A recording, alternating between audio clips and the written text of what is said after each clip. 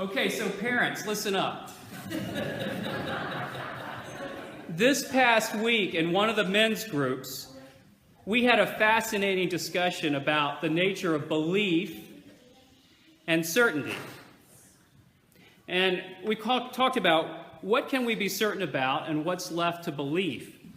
Well, I took the position that when it comes to religion, no one can be certain, but everybody believes. No one can be certain, but everybody believes. And that caused a bit of a kerfluffle. No one can be certain of their religious convictions because no one has all knowledge, okay? Because no one is all-knowing, we're left to believe something about God. Now, the atheist believes there is no God.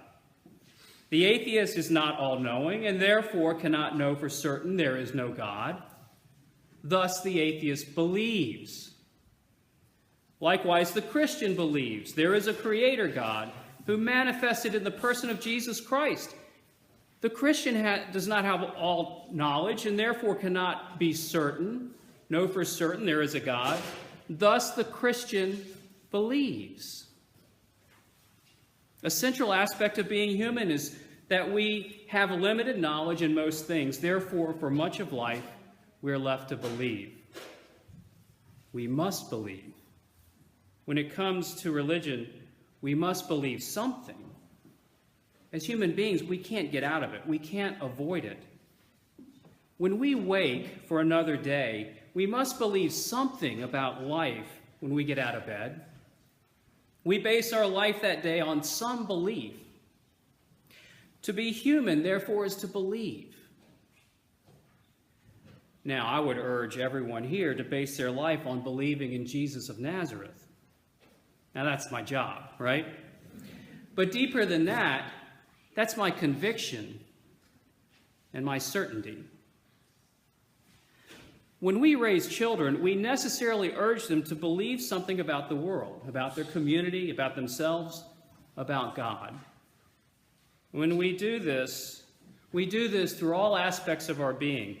We do it with words, with admonishments, with the stories we tell them, and perhaps most importantly, we urge them to believe something about God through our actions. I therefore commend the parents of the children of St. John's for bringing them to church. All right, let me put my big preacher hat on right now, and I'll say this. And I urge you parents as a group to bring them to church more often. All right, big preacher hat off now. The mere showing up, who was it who said 80% of success in life is showing up? The mere showing up to church is a huge act of love on your part. The mere exposure of your children to the Christian story in the form of Sunday morning worship and instruction and Sunday morning community is just a small down payment on a fortune of belief. Who knows how God will use your sacrifice of praise and thanksgiving that comes in the form of bringing your children to church. Who knows how God will use that offering.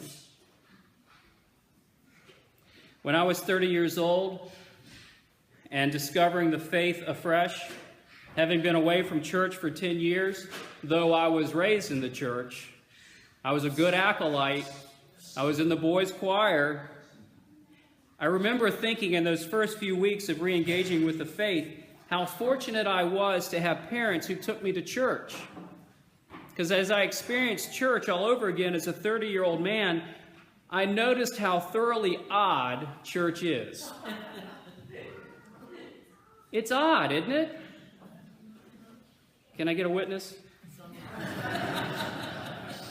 Church on Sunday morning is well out of the ordinary of what we experience the other 6 days of the week.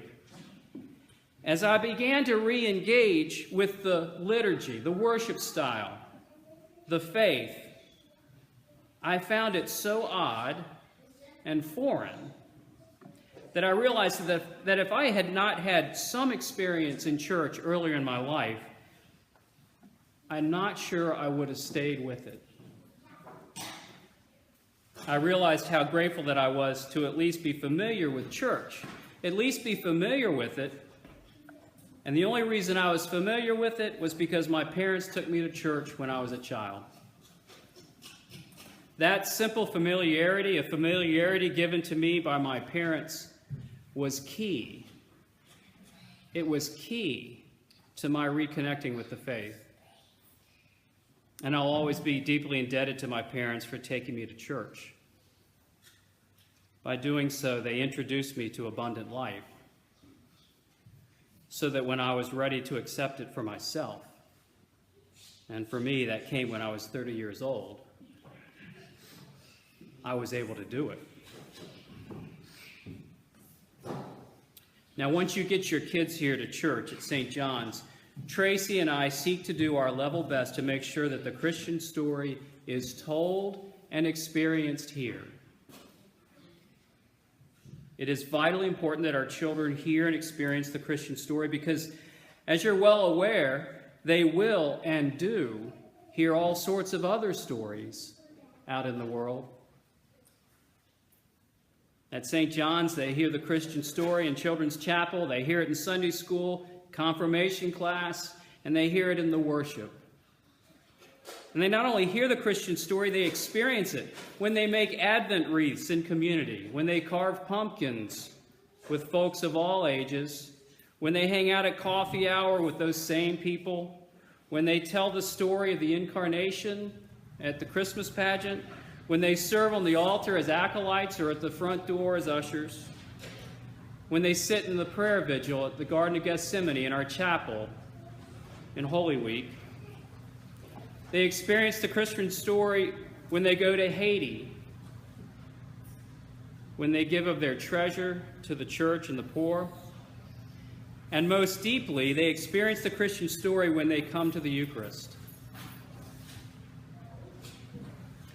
So today, on Youth Sunday, I say to you parents, bravo! Bravo for bringing your kids to church. Bravo for exposing them to the Christian story. Who knows how God will use your offering and sacrifice? And it is a sacrifice to drag your rear end out of bed on a Sunday morning after a long work week, battle with the kids to get them dressed, fed, and strapped into the car, and then go through the frustrations that can come from simply driving over here, and then be a bit on edge all morning as you watch your kids engage with the community. All the while, a voice keeps reminding you of how much easier it would have been if you'd all just simply slept in this morning. But